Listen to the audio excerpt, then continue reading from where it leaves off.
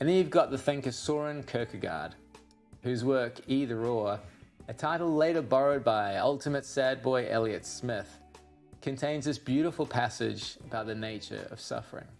What is a poet?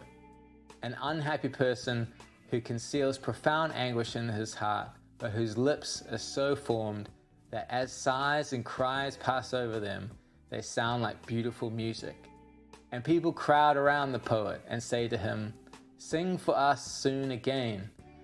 That is as much to say, may new sufferings torment your soul.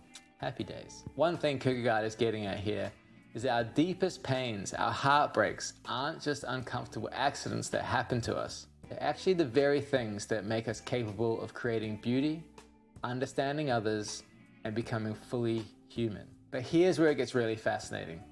We tend to think of heartbreak as something that happens when things go wrong, like it's some kind of mistake or failure. We often think, if only I'd been more careful, if I'd made better choices, or if I'd only protected myself more. But that's missing the point entirely.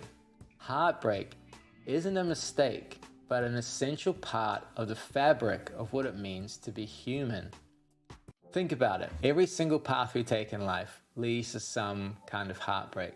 Get married, your heart will break 1,000 times trying to make that thing work.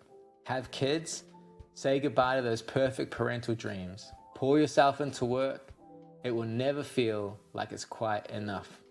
Even trying to really know yourself leads to some pretty uncomfortable truths. Which is why we should start to reframe heartbreak not as something to be avoided at all costs, but more like a compass, pointing towards what really matters. Because here's the truth, the only things that can break our hearts are the things we truly care about.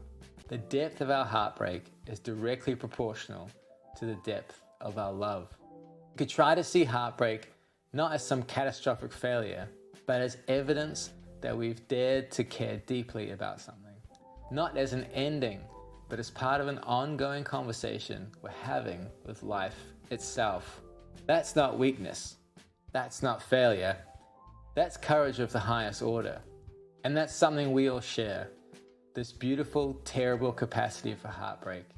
Just like our lost keys, every time we invest in something, we care about something, we love something, we're essentially handing over a piece of ourselves, knowing full well it might get lost in the shuffle of life.